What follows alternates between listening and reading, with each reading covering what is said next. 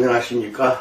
오늘은 사랑교리 3강 하나님의 사랑과 하나님의 절대 주권에 관해서 알아보기로 합니다. 정리해 봅시다. 첫 장에서 나는 하나님의 사랑의 교리를 논하기 어렵게 만드는 몇 가지 요인을 요약했습니다. 어떤 것들은 문화적인 것이었고 또 어떤 것들은 하나님 사랑에 관해 성경이 말하는 다양하고 상보적인 부분들을 통합하려다가 생긴 결과였습니다. 더 나아가 전지전능하며 절대 주권을 지니고 초월적인, 즉 시간과 공간을 넘어선 하나님의 사랑이란 어떤 모습인가요? 이어서 나는 간략하게 성경이 말하는 5가지 하나님의 사랑, 즉 그분의 삼위일체 내적 사랑, 섭리적 사랑, 죄인들에게 호소하시는 애절하며 구원하시는 사랑, 선택하시는 사랑, 조건적 사랑을 요약하고 어느 하나가 절대화 되었을 때 무엇이 잘못될 수 있는지를 제시하였습니다. 2강에서 우리는 하나님의 삼위일체 내적 사랑을 드러내는 몇몇 본문을 간략하게 살펴보고 거기서 도출될 수 있는 것들을 생각해 보았습니다. 3강인 이번 장은 인간을 향한 하나님의 사랑에 초점을 맞춥니다. 그 중에서도 특별히 그분 자신의 초월성과 주권과 관련한 것입니다. 자료를 정리하기 위해 3가지 논점을 제시하고자 합니다. 첫 번째, 하나님 사랑의 감정적 요소에 대해서 알아봅니다. 우리는 이미 하나님 사랑을 감정적 내용을 제거하고 다른 사람의 유익을 위해 기꺼이 헌신하는 것으로 여기는 측면에 대해 살펴보았습니다. 문헌학은 이런 관점을 지지하지 않습니다. 사도 바울이 사랑 없이도 가장 경이로운 수준의 이타주의를 보일 수 있다고 역설한 고린도전서 13장 역시 이런 관점을 지지하지 않습니다. 그럼에도 하나님의 사랑이 지닌 생동하고 감정적인 요소와 압도적인 특정 본문들을 들어보기 위해 잠시 멈춰 살펴볼 가치는 있습니다. 가장 충격적인 본문 중 하나는 바로 호세아 11장입니다. 물론 호세아의 예언 전체는 하나님 사랑을 놀랍게 묘사합니다. 전능하신 하나님은 바람난 아내에게 배반당한 남편에 비유됩니다. 그러나 언약 민족을 향한 하나님 사랑의 강도는 호세아 11장에서 절정에 달합니다. 하나님은 선언하십니다. 호세아서 11장 1절 이스라엘이 어렸을 때에 내가 사랑하여 내 아들을 애굽에서 불러냈거늘 이라고 말합니다. 그러나 하나님이 부르실수록 이스라엘은 더 엇나갔습니다. 그들을 돌보시고 걸음마를 가르치시고 고치신 분은 하나님이었습니다.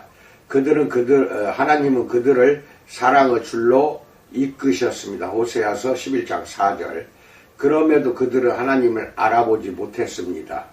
그들은 바알과 그들이 사랑한 우상들에게 제사했습니다. 결국 하나님은 심판을 약속하십니다.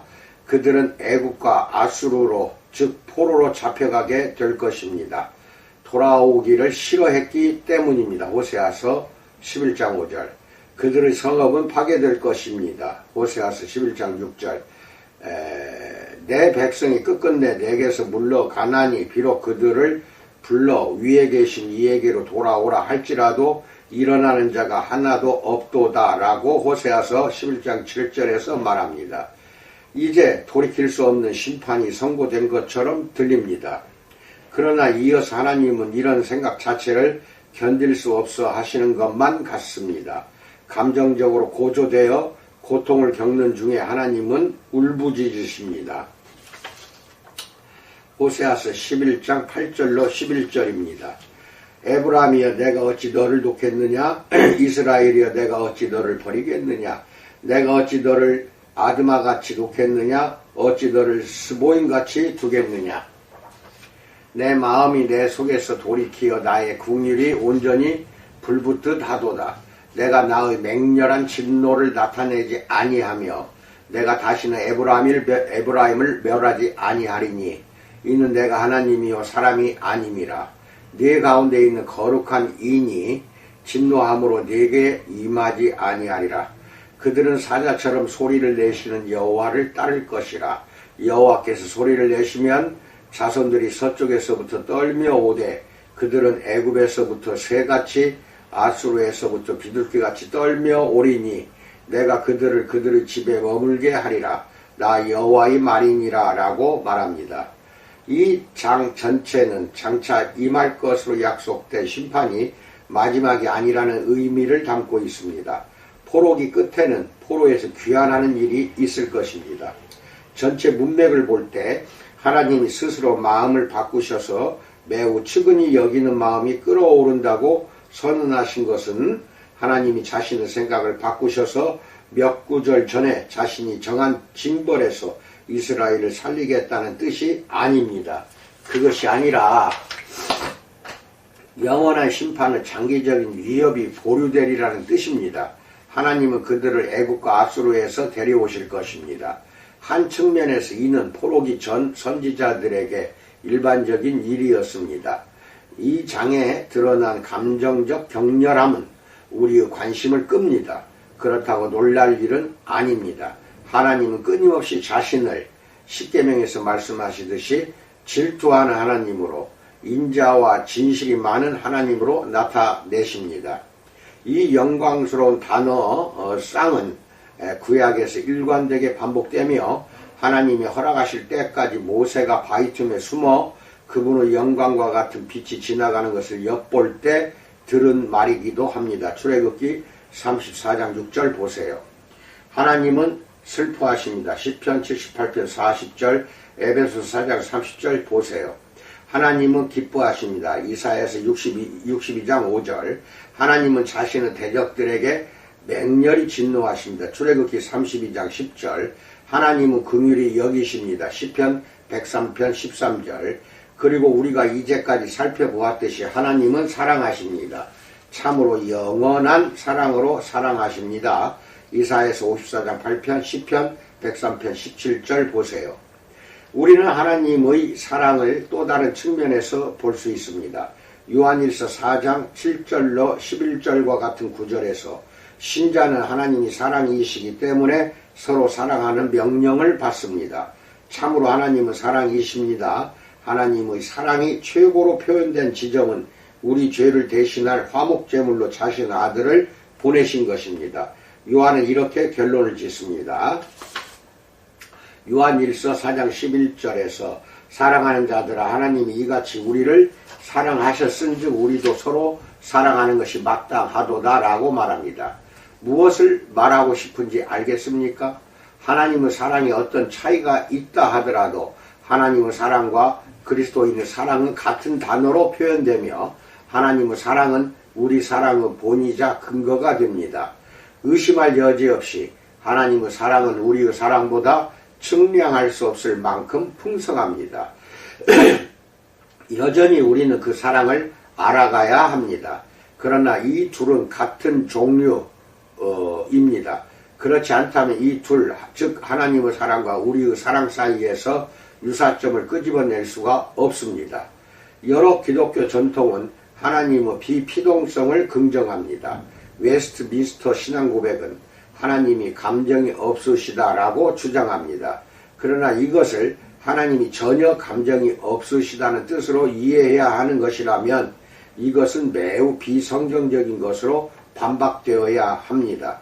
비피동성에 관한 가장 정통한 논의는 결코 그렇게 단순하지 않습니다. 아리스토텔레스가 비피동성을 주장하는 이들에게 어느 정도 인지할 수 있는 수준의 영향을 주긴 했지만 비피동성은 하나님이 변덕스럽고 감정 기복에 휘둘리며 자신이 창조한 존재에 의존하는 분이라는 그림을 최대한 피하고자 한 것입니다. 우리의 감정은 우리의 방향을 형성하며 대부분의 경우에 우리의 의지를 제어합니다. 그렇다면 하나님에 관해서는 어떻게 말해야 할까요? 이 질문이 우리를 두 번째 지점으로 데려갑니다. 두 번째, 하나님의 주권과 초월성에 대해서 알아봅니다. 이쯤에서 내가 말하고자 하는 바를 5부분으로 정리하는 것이 유용할 것입니다.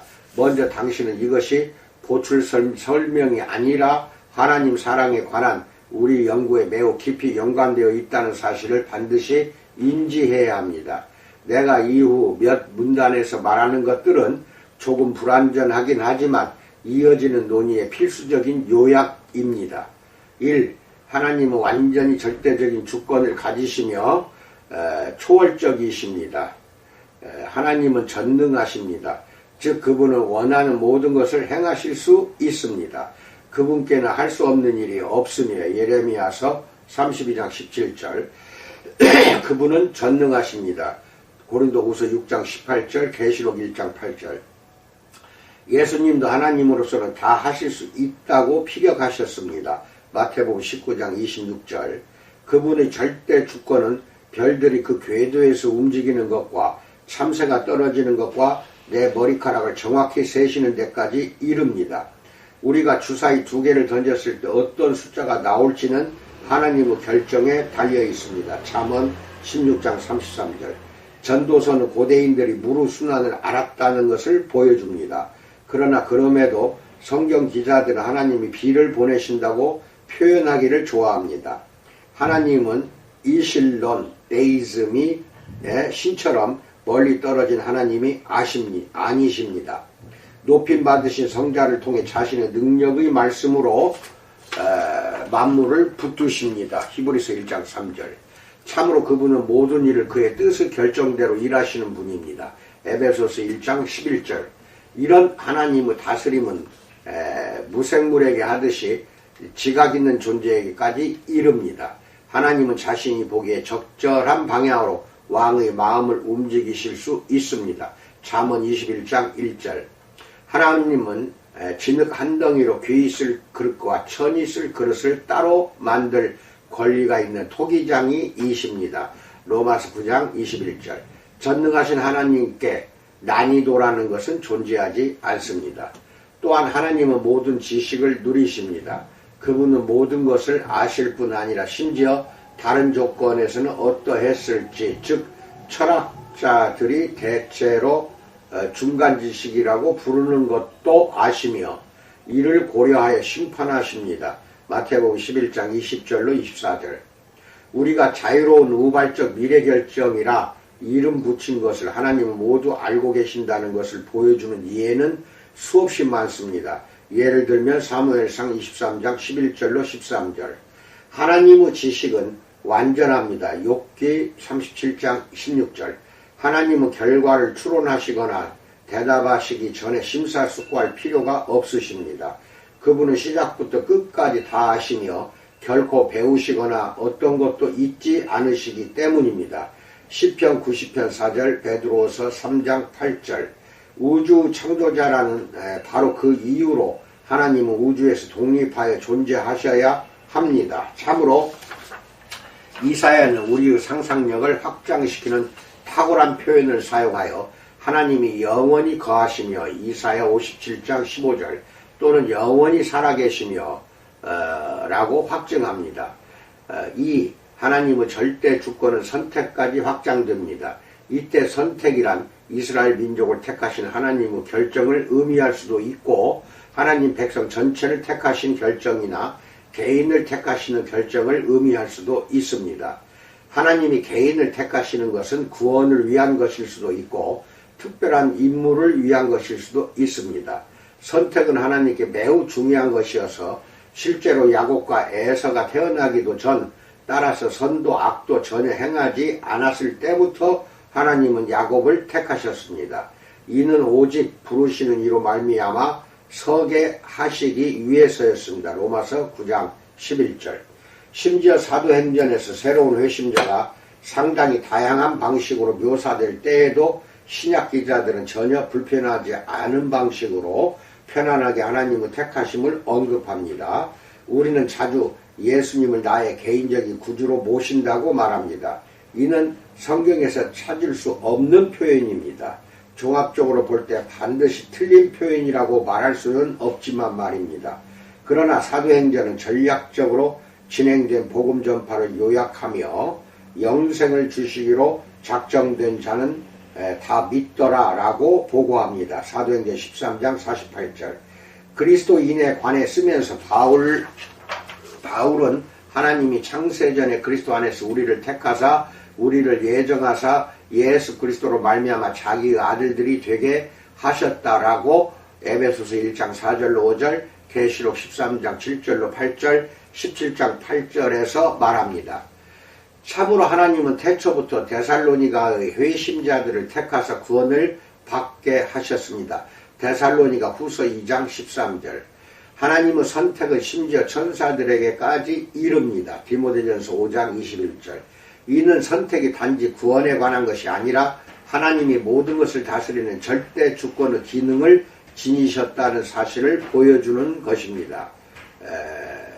우리는 택함받은 족속입니다. 베드로전서 2장 9절. 더 나아가 주님의 택하시는 사랑은 변함이 없습니다. 성부께서 성자에게 주시는 자는 다 성자께 갈 것입니다. 그리고 우리는 성자께서 그 중 한 사람도 잃어버리지 않을 것이라는 내용을 읽습니다. 예수님은 성부 하나님의 뜻을 행하기 위해 하늘에서 내려오셨기 때문입니다. 그리고 성부의 뜻은 자신이 성자에게 주신 이들을 성자 예수님이 하나도 잃지 않는 것입니다. 요한복음 6장 37절로 40절. 달리 말하자면 성부께서 성자에게 주신 이들 중 하나라도 잃는 것은 성부의 명백한 명령을 순종할 수 없거나 순종하고자 하지 않았다는 것입니다. 그렇다면 예수님이 자신의 양을 안다고 말씀하시며 누구도 자신의 손에서 그 양들을 뺏을 수 없다고 말씀하신 것을 읽을 때 우리는 놀랄 이유가 없는 셈입니다. 3. 그리스도인은 운명론자가 아닙니다. 기독교 전통의 주요 흐름은 하나님의 절대 주권을 희생시키지 않으면서 동시에 그분의 형상을 담지한 자들의 의무를 축소하지도 않습니다. 철학적 신학 영역에서는 이 관점을 양립가능론이라고 부릅니다. 하나님의 무조건적 절대 주권과 인간의 책임이 양립할 수 있다고 보는 것입니다. 어떻게 양립할 수 있는지를 보일 수 있다고 주장하는 것은 아닙니다. 단지 결코 양립할 수 없다고 말하는 것은 잘못되었다는 데까지는 증거와 논증을 제시할 수 있다는 것입니다. 또한 이에 대한 합당한 증거들이 있기 때문에 둘이 양립할 수 있다고 보는 것은 완전히 합리적이라고 보는 것입니다. 성경적 증거는 상당히 강력합니다. 요셉이 두려워 떠는 형들에게 자신을 노예로 팔아 넘길 때 그들은 악을 의도했으나 하나님은 선을 의도하셨다고 말한 것, 창세기 50장 19절로 20절은 양립가능론을 상정한 것입니다. 요셉은 그 사건이 악한 인간의 계략에 하나님이 간섭하셔서 선한 결과를 내신 것이라고 생각하지 않습니다. 하나님의 뜻은 멋진 인도자와 세련된 수레를 보내시는 것이었는데 불행하게도 형들이 그 계획을 망쳐버리고 불행한 요셉은 노예로 팔려가게 된 것이라고, 그래서 참 유감이라고 상상하지도 않습니다. 도리어 한 사건에서 하나님은 일하고 계시며 그분의 뜻은 선했고 형들 역시 일했으며 그들의 뜻은 악했다는 것입니다. 이사야서 10장 5절 이하에서 아수르에 대해 말씀하실 때 하나님은 그들이 악한 이스라엘을 벌하는 데 사용되는 당신 손에 들린 도구에 지나지 않는다고 말씀하십니다.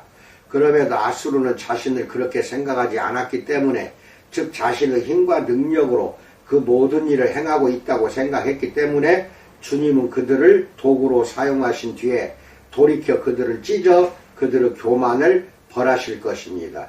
이것이 양립가능론입니다.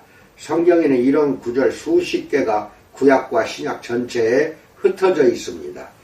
아마 가장 충격적인 양립가능론의 예는 사도행전 4장 23절로 29절일 것입니다. 교회는 첫 핍박을 겪고 있습니다. 베드로와 요한은 무슨 일이 있었는지 보고합니다. 교회는 하나님께 시편 2편의 표현으로 기도합니다. 그들의 기도는 이렇게 계속됩니다. 과연 헤롯과 본디오 빌라도는 이방인과 이스라엘 백성과 합세하여 하나님께서 기름 부으신 거룩한 종 예수를 거슬러 하나님의 권능과 뜻대로 이루려고 예정하신 그것을 행하려고 이 성에 모였나이다 라고 4장 27절로 28절에서 말합니다. 주위에서 보십시오. 한편으로 이는 헤롯, 빌라도, 이방 권세자와 유대 지도자가 모두 합세한 끔찍한 음모였습니다. 그들이 책임져야 할 음모였습니다. 하지만 다른 한편으로 그들은 그 일이 일어나기 전에 이미 하나님의 능력과 뜻이 결정한 대로 그 일을 행한 것이었습니다. 잠시만 생각해 보아도 그 사건을 다른 식으로 설명하는 것은 성경적 기독교를 파괴하는 것임이 드러납니다. 우리가 예수 그리스도께서 십자가에 달려 죽으신 사건을 당시 지방정치 권위자들의 음모로만 그린다면, 그리고 하나님의 계획으로 그리지 않는다면, 즉 예수님이 이 땅에 오셔서 마지막이 되어서야 예상치 못하게 죽음을 구원 방식으로 결정하신 것처럼 십자가 사건은 단지 역사 속 우연이라고 의미하는 셈이 됩니다. 우연이지만 하나님이 자신의 이익을 위해 영리하게 조직하신 것일 수도 있겠으나 여전히 하나님의 계획은 아니었던 것입니다. 이 경우 대속죄일, 유월절, 어린 양, 제사법 등 앞서 나온 모든 전망적 계시 유형은 파괴가 됩니다. 우선 당신의 성경에서 히브리서를 찢어내십시오. 다른 한편으로 누군가가 예수님의 죽으심에서 하나님의 절대 주권을 강조하며 그 사건에 가담한 이들의 악한 음모는 잊어버리고 그들이 하나님의 권능과 뜻대로 이루려고 예정하신 그것을 행하려고 사도행전 4장 28절처럼 한 것이라고 기뻐한다면 이는 헤롯과 빌라도와 가룟 유다와 나머지 사람들의 죄악을 면제해주는 셈이 됩니다. 하나님의 절대 주권이 그 주권 아래에 있는 모든 존재의 죄책을 면해주는 것을 의미한다면 모든 존재는 면책될 것입니다. 이런 경우 속죄가 필요한 죄는 존재하지 않게 됩니다. 그러면 십자가가 무슨 필요가 있단 말인가요? 어느 경우든 십자가는 파괴됩니다. 짧게 말해 양립 가능론은 하나님과 세상을 바라보는 성숙하고 정통적인 관점의 필수 요소입니다. 불가피하게도 이는 2차 인과율에 대해 중요하면서도 어려운 질문을 던지게 됩니다. 인간의 책임은 어떤 근거를 가지는가와 같은 많은 질문입니다. 그러나 여기서 이 문제들을 다룰 수는 없을 것입니다. 4. 우리는 반드시 잠시 멈춰 하나님의 비필요성, 하나님의 불변성에 대해 생각해야 합니다.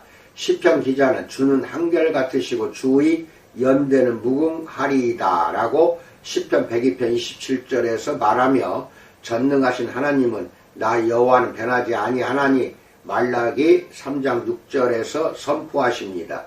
그 함의는 하나님의 목적은 확실하며 그분은 그 목적을 반드시 완수하신다는 것입니다.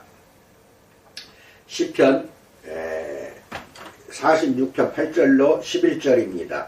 너희 패역한 자들아 이 일을 기억하고 장부가 되라. 이 일을 마음에 두라. 너희는 옛적 일을 기억하라. 나는 하나님이라. 나 외에 다른 이가 없느니라. 나는 하나님이라. 나 같은 이가 없느니라. 내가 시초부터 종말을 알리며 아직 이루지 아니한 일을 옛적부터 보이고 이르기를 나의 뜻이 설 것이니 내가 나의 모든 기뻐하는 것을 이루리라 하였노라. 내가 말하였은즉 반드시 이룰 것이요 계획하였은즉 반드시 시행하리라라고 말합니다.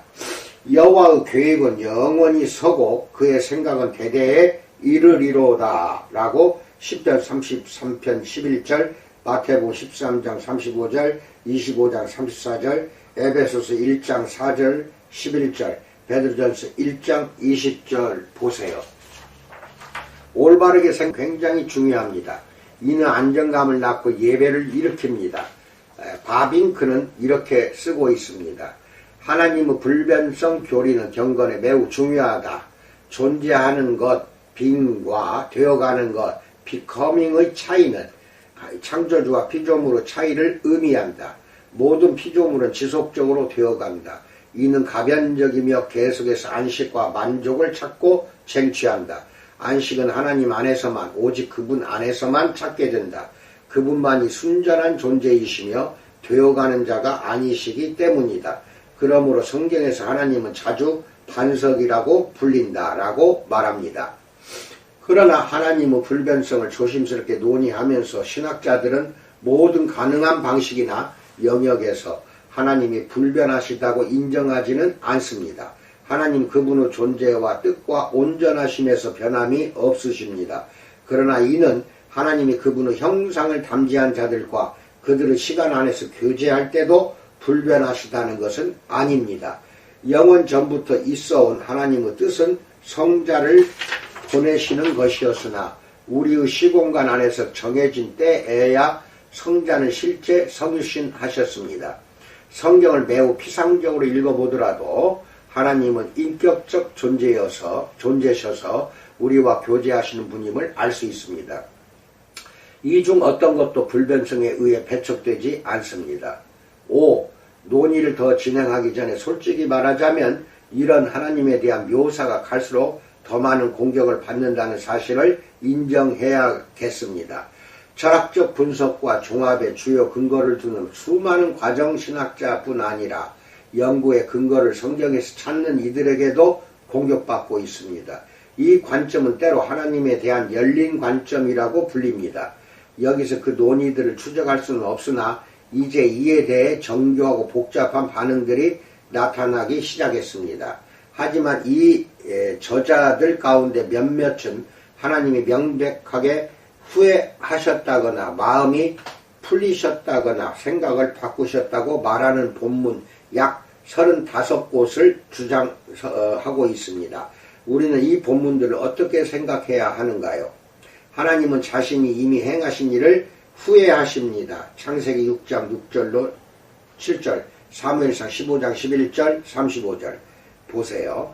하나님은 자신이 하겠다고 말씀하신 것이나 심지어 시작하신 일을 한탄하십니다. 시편 90편 13절, 106편 44절로 45절, 예레미야 18장 7절로 10절, 26장 3절, 13절, 19절, 요엘서 2장 13절로 14절, 요나스 3장 9절로 10절, 4장 2절 보세요.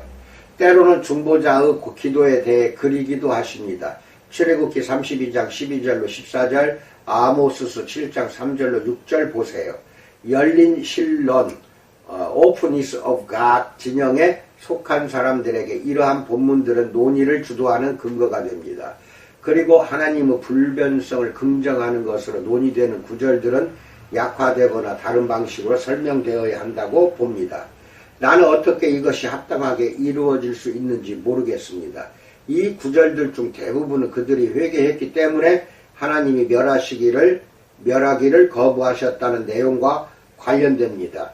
예를 들면 하나님은 니느웨 사람들이 회개했기에 그들을 멸하기를 철회하셨습니다. 요나서 3장 9절로 10절 보세요. 기억해야 할 것은 선지자들은 자신의 독자에게 이것이 바로 하나님께서 그러한 위협을 하시는 목적임을 알려준다는 사실입니다. 예를 들면 에스겔 3장 16절로 21절 33장 보세요. 이는 단지 특정 상황은 이러하지만 하나님의 목적은 불변하다는 것을 표현한 것일 뿐입니다. 하나님의 목적은 환경에 따라 다르게 나타납니다. 하나님이 그분의 백성이 드린 기도에 반응하여 뜻을 돌이키시는 것을 생각하면 하나님이 세우지도 않으셨는데 모세든 아모스든 이 기도의 용사들이 스스로 일어난 것이라고는 생각할 수 없습니다. 그러나 다른 한편으로 하나님은 도움이 필요한 때에 중보자가 일어나지 않은 것에 대해 백성에게 죄를 물으십니다. 예를 들면 에스겔 22장 30절로 31절 보세요. 이것이 양립 가능론입니다. 동일한 요소가 반복됩니다. 하나님은 여전히 모든 것을 절대 주권으로 다스리시며 그 목적은 선합니다. 하나님은 인간과 서로 영향을 주고 받으십니다. 인류는 때로 하나님의 은혜로 말미암아 올바른 일을 행하며 이는 하나님의 덕택으로 가능한 것입니다. 우리는 자주 악한 일을 행합니다. 그리고 비록 우리가 하나님의 주권이 이르는 범위의 가장 바깥쪽을 벗어날 수 없는 자일지라도 그 악한 일에 책임을 지고 비난받아야 하는 사람 역시 우리입니다. 나는 이것이 쉽게 이해되거나 직관적으로 이해가 되는 문제라고 말하는 것이 아닙니다. 언제가 되든 우리로서는 하나님의 존재 자체에 신비가 존재한다는 사실을 인정해야 할 것입니다. 그중 가장 어려운 일은 하나님이 성경에 자신을 계시하실 때 주권적이고 초월적이면서도 인격적 존재로 드러내신 사실과 연관이 있다고 생각합니다. 이 양극단을 더 풀어봅시다. 첫째, 하나님의 절대 주권과 초월성에서 우리는 분명 개인적 차원에서 완전히 주권적이며 온전히 초월적인 것이 어떠한지를 경험할 수는 없습니다. 우리는 시간과 공간에 묶인 유한한 존재로 우리의 권세와 능력에는 분명한 한계가 있기 때문입니다. 그러나 우리가 할 수 있는 두 가지가 있습니다. A. 우리는 우리의 권세와 능력의 의미에서 출발하여 상상으로 절대 주권이 무슨 의미인지를 추론하여 엿볼 수 있습니다. 그리고 그것이 하나님에 관해 성경이 말하는 바라는 것을 알 수 있습니다. B. 때로 우리는 부정을 상고하여 추론할 수 있습니다. 시간과 공간에 관해 우리가 아는 것은 매우 적습니다. 그러나 여전히 일련의 부정법을 통해 초월이 무슨 의미인지를 대략으로나마 상상해 볼 수 있습니다. 즉 초월은 시간에 묶이지 않는 것이며 공간에도 묶이지 않는 것입니다. 그리고 우리는 성경이 하나님을 그렇게 설명한다는 사실을 볼 수 있습니다. 둘째, 대조적으로 우리 경험에서 인격적이라는 것은 유한한 존재와 서로 교류하는 것이 매우 깊이 연관되어 있습니다.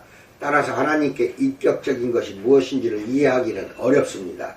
내가 당신과 인격적인 관계를 맺는다면 나는 당신에게 질문하고 당신을 알아가며 물건을 나누고 당신에게 비판받고 반대로 비판하기도 하며 당신을 놀라게도 하고 당신과 대화하면서 내가 알지 못한 것을 새롭게 배우기도 할 것입니다. 여기에는 시간적 선우와 각자의 유한성이 전제되어 있습니다. 그리고 당신은 이 인격적 관계의 다른 편에서 같은 것들을 경험할 것입니다. 그렇다면 초월적이며 절대 주권을 지닌 하나님과 인격적 관계를 맺는다는 것은 무슨 뜻인가요? 우리는 우리의 유한한 경험에서 추론하는 것이든 전략적으로 부정법을 통해서든 이를 쉽게 상상할 수 없습니다. 우리는 은혜롭게 성경에 게시된 것을 통해 그리고 예수님 자신을 통해 하나님이 인격적이시라는 것을 알 수 있으나 정확히 그것이 무슨 의미인지를 이해하기란 우리에게 참 어려운 일입니다. 그러나 이것을 포기하면 우리는 이실론이나 범신론, 심지어 더 심한 대로 빠질 것입니다. 우리는 하나님의 인격성을 적극적으로 주장해야 합니다. 그러나 성경에 충실하다면 우리는 놀라운 신비들을 인정할 수밖에 없습니다. 하나님의 절대 주권과 초월성 그리고 그분의 인격성은 성경이 함께 유지하는 바입니다. 이 두 부분은 모두 기본 전제입니다. 하나님의 초월적 주권을 배제하면서 인격성을 격상하면 조만간 우리의 하나님은 유한한 하나님이 되실 것입니다. 이 하나님은 갈수록 격화될 것이며 결국 성경의 하나님이 아닐 것입니다. 우리가 기본 전제 중 하나를 파괴했기 때문입니다. 이것이 열린 하나님을 옹호하는 사람들이 취한 길입니다. 성경적 양립 가능론은 이쯤에서 마무리하고 세 번째 논점으로 넘어가겠습니다. 세 번째, 적절하게 제한된 비피동성에 대해서 알아봅니다. 이제 우리는 하나님 사랑이 지닌 감정적 요소와 하나님의 초월성과 절대 주권 안에서 그 요소와 하나님의 연관성을 살펴볼 자리에 왔습니다. 우리는 도발적으로 질문할 수 있을 것입니다. 하나님이 완전히 절대 주권을 지니시며 모든 것을 완전히 다 아신다면 우리가 생각하는 그런 감정을 위한 자리가 남아 있겠는가요? 시작부터 끝까지 모든 것을 이미 다 알고 계셔서 놀라지도 않으시고 이러나 저러나 모든 것을 주관하시는 이 하나님이 자신을 고통스러워하거나 기뻐하거나 사랑하는 분으로 계시한다는 것은 확실히 조금 어긋나 보이지 않겠습니까? 이런 관점에서 하나님의 사랑이라는 교리가 어려운 것은 분명하지 않습니까? 하나님께 감정이 있다는 사실을 부정하며 성경의 증거로 등장하는 구절들은 단지 신인 동정론적 표현일 뿐이라고 강조하는 식으로 비피동성을 지지하는 것은 해답이 될 수 없습니다. 그러기에는 치러야 할 대가가 몹시 큽니다. 그렇게 한다면 하나님의 절대 주권 안에서 인식할 수는 있겠으나 더는 그분의 사랑 안에서 기뻐할 수 없을 것입니다. 우리가 이해할 수 없는 그래서 모종의 실제를 우리에게 맞추어 표현한 신인 동정론적 언어를 기뻐할 수 있을 뿐입니다. 그건 좀 아니지 않습니까? 바울은 자신의 편지를 읽을 이들이 신인 동정론의 너비와 길이와 높이와 깊이가 어떠함을 깨닫게 해달라고, 또한 이 신인 동정론이 얼마나 지식에 넘치는지 깨닫게 해달라고 기도한 것이 아닙니다. 에베소서 3장 14절로 21절 보세요. 그렇다고 내재적 삼위일체는 완전히 비피동적이나 경륜적 삼위일체는 사랑의 고통을 포함한 고통을 겪을 수 있다고 주장하는 것도 적합한 해결책일 수 없습니다. 나는 하나님 스스로의 모습과 피조질서와 관계하실 때의 모습을 이렇게 크게 단절시키는 것이 우려스럽습니다. 이런 구분은 때때로 이해하는 데 유용할 수는 있으나 이에 따라 종합된 결론은 성경이 실제 말하고자 하는 것에서 매우 멀리 떨어져 막다른 골목으로 향하는 꼴입니다. 성부께서 성자를 사랑하시고 성자께서 성부를 사랑하시기 때문에 우리가 하나님 내적으로 하나님의 사랑을 긍정한다면 내재적 삼위일체, 이런 하나님의 사랑이 세상과 서로 영향을 주고받는 하나님의 사랑과 어떻게 연결될 수 있단 말인가요? 세상과 관계된 그 사랑은 고통을 느끼고 회개하라고 부르짖는 연약한 사랑임이 틀림없는데 말입니다. 결국 요한은 이 둘을 명백하게 연결합니다. 하지만 하나님의 비피동성에 대해 결론짓기 전에 이 교리가 지키고자 하는 것이 무엇인지 알아야 합니다. 이 교리는 하나님 사랑과 하나님 안에 있는 다른 감정들을 감상적으로 만들어서 궁극적으로는 하나님을 감정이 불안정한 인간과 같은 존재로 만드는 것을 피하려는 것입니다. 예를 들어 인간의 반역이 야기한 고통에 지나치게 연약하게 반응하는 하나님과 모든 것을 빠짐없이 완벽하게 제어하시기 때문에 엄밀히 말해 우리가 필요 없으신 하나님은 매우 다릅니다. 오늘날 말하는 치유적인 하나님은 표면적으로 우리 감정에 호소하기 때문에 매력적일 수 있으나 그 하나님이 곧 치러야 할 대가는 매우 큽니다. 결국 우리는 유한한 하나님을 생각하기 시작합니다. 하나님 자신은 점차 축소되어 실제보다 격화된 하나님이 되십니다. 이것이 바로 우상 숭배입니다. 하나님의 감정은 그분의 사랑과 그에 따른 모든 측면을 포함하여 하나님의 지식과 능력과 의지에서 분리될 수 없다는 사실을 인지하는 것이 가장 진리에 가깝습니다. 하나님이 사랑하신다면 이는 그분이 사랑하기로 결정하셨기 때문입니다. 그분이 고통당하신다면 고통받기로 결정하셨기 때문입니다. 피동적이라는 것이 외부에서 오는 것을 제어하거나 예측할 수 없을 만큼 연약하다는 것이거나 어떤 고난도 어떤 감정도 겪지 않는다는 것을 뜻한다면 하나님은 피동적이지 않으십니다. 그러나 마찬가지로 하나님의 의지나 선택이나 계획은 그분의 사랑과 결코 분리될 수 없습니다. 이는 하나님의 사랑이 그분의 공의와 거룩하심과 전지하심 그리고 다른 모든 온전한 속성들에서 분리될 수 없는 것과 같습니다. 그렇다고 해서 내가 은근슬쩍 단지 의지적 이타주의라는 사랑의 개념으로 돌아가고자 하는 것은 아닙니다. 나는 하나님의 사랑을 하나님의 의지에 희석시켜야 한다고 말하는 것이 아닙니다. 오히려 내가 제안하는 것은 하나님의 감정이 우리 것과 같지 않기 때문에 제어할 수 없는 형태로 불타오르는 것이 아니라는 사실을 인지한다면 비피동성이 싸워 이기고자 하는 적을 성공적으로 막을 수 있으리라는 것입니다. 우리의 감정은 우리의 방향과 속성을 바꾸며 우리 의지를 지배하고 비참함과 행복함을 조종하며 놀라고 우리가 무엇에 헌신할지를 정하거나 파괴합니다. 그러나 하나님의 감정은 그분의 다른 모든 것과 마찬가지로 하나님의 다른 모든 완전한 속성의 충만함과 함께 나타납니다. 이런 이해의 틀에서 볼 때 하나님의 사랑은 그분의 의지가 기능하는 정도가 아닙니다. 그분의 의지 그리고 그 하나님의 거룩하신 구속 목적, 그분의 무한히 지혜로운 계획 등과 완벽한 조화 속에서 스스로를 드러내는 무언가입니다. 물론 이는 어떤 측면에서 하나님의 사랑이 우리 감정과 꽃같은 식으로 작동하지는 않는다는 것을 의미합니다. 어떻게 그럴 수 있는가요? 하나님의 사랑은 그 완전하심이 불변하는 무한한 존재에서 흘러나오는 것입니다. 그러나 이런 식으로 표현하는 것은 비피동성의 가장 중요한 가치를 지키면서도 여전히 하나님의 사랑은 참된 사랑이며 하나님의 형상을 담재한 우리가 보일 수 있는 최고의 사랑과 같은 종류라고 주장하는 것입니다.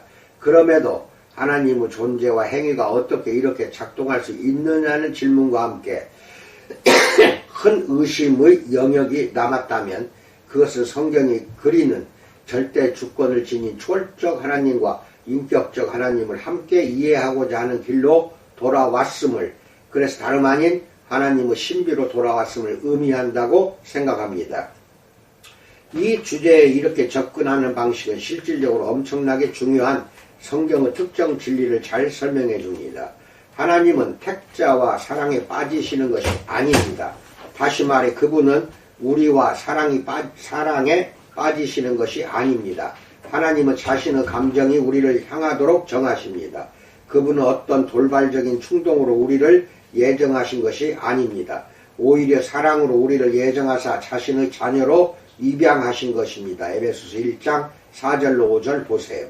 이 본문 자체는 하나님 사랑을 하나님의 다른 온전한 속성들과 하나로 묶고 있습니다. 예시를 통해 좀 더 명료하게 알 수 있을 것입니다. 한 학년이 끝날 무렵 철수와 영희가 손을 잡고 해변을 걷고 있는 장면을 그려보십시오. 학기 말의 압박이 따뜻한 저녁바람에 흩어집니다. 둘은 샌들을 벗어 던졌습니다. 축축한 모래가 두루 발가락 사이를 비집고 들어옵니다. 철수가 몸을 돌려 영희의 커다란 눈동자를 깊이 바라보며 말합니다. 영희, 널 사랑해, 정말로 사랑해 라고 말합니다. 철수의 말은 무슨 의미인가요?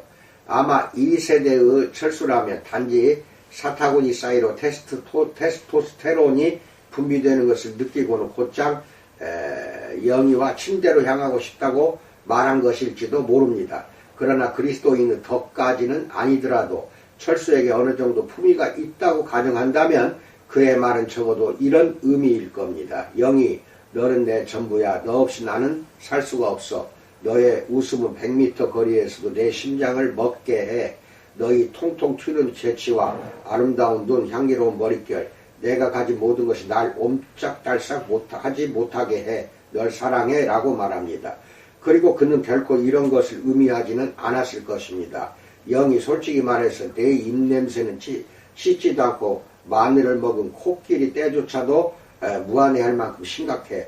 내 코는 너무 커서 만화에서 튀어나온 것 같고 내 머리카락은 기름이 덕지덕지해서 대형 트레일러 트럭에 기름칠을 할 수 있을 정도야. 내 무릎은 어찌나 어긋나 있는지 내 앞에서는 낙타마저도 우아해 보이겠다. 내 성격은 징기스칸이 꽁무니를 뺄 정도이고 말이지.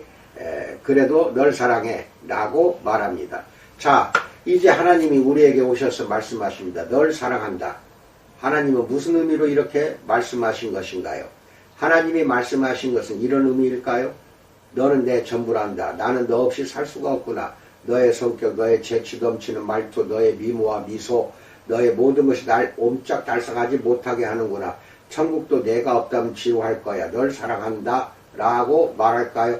사실 이는 하나님 사랑에 치유적으로 접근하는 이들이 말하는 것과 꽤 유사합니다. 하나님이 우리를 사랑하신다니 우리는 분명 꽤나 괜찮은 사람일 것입니다.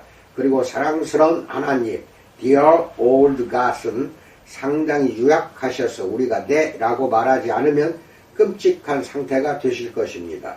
이쯤 되면 진지한 그리스도인들 한데 모여 이렇게 외칠 것입니다.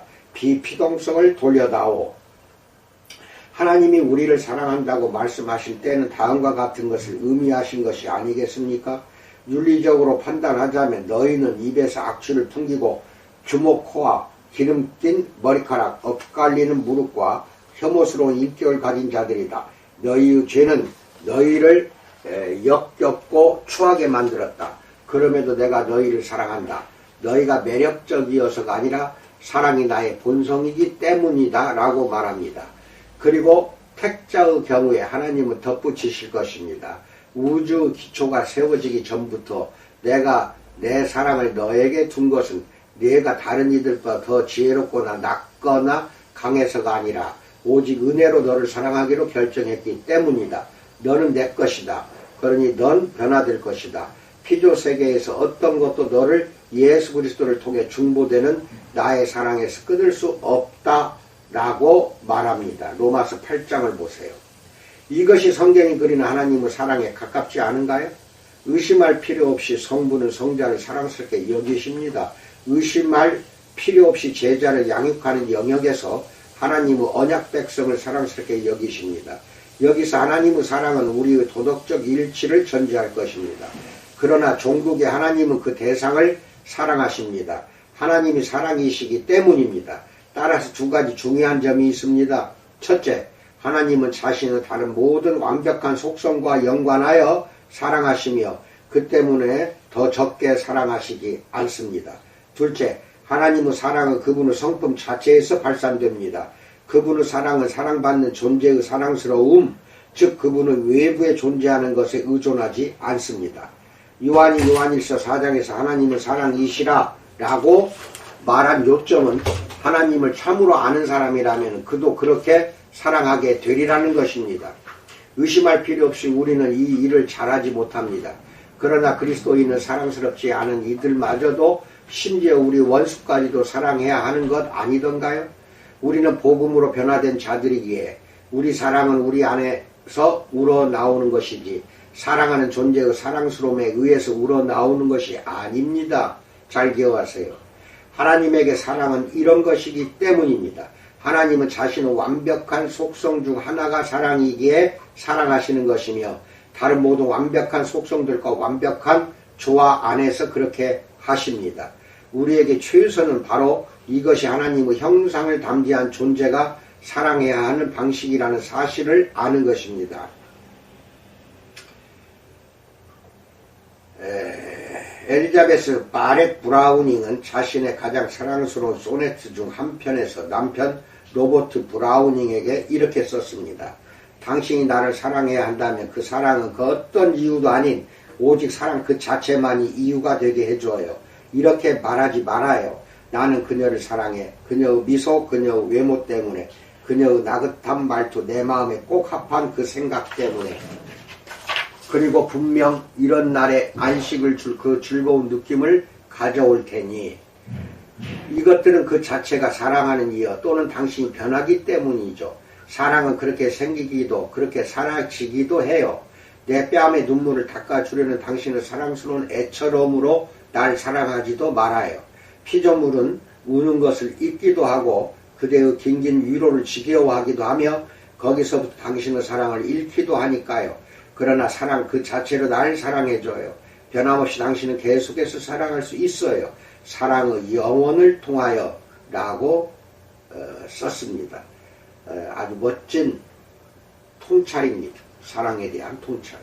그리고 형제자매여 이것이 자신의 아들을 통해 드러내신 하나님에 관해 우리가 배우는 바입니다. 요한일서 4장 19절에서 우리가 사랑하면 그가 먼저 우리를 사랑하셨습니다 라고 말하며 로마서 5장 8절은 우리가 아직 죄인 되었을 때 그리스도께서 우리를 위하여 죽으심으로 여기 사랑이 있습니다. 우리가 하나님을 사랑한 것이 아니라 하나님이 우리를 사랑하셨습니다. 그리고 자신의 아들을 우리 죄의 대속물로 주셨습니다. 요한일서 4장 10절 이상입니다. 긴 강의였으나 마지막 부분에 가서 하나님의 사랑에 대한 깊은 성찰을 말씀을 드렸습니다. 잘 깨달으셨을 것으로 믿습니다. 이해가 안 되시는 부분은 두세 번 더 이 영상을 들으셔야 됩니다. 오늘 하루도 우리 주님의 은혜 속에서 잘 지내시기 바랍니다. 감사합니다.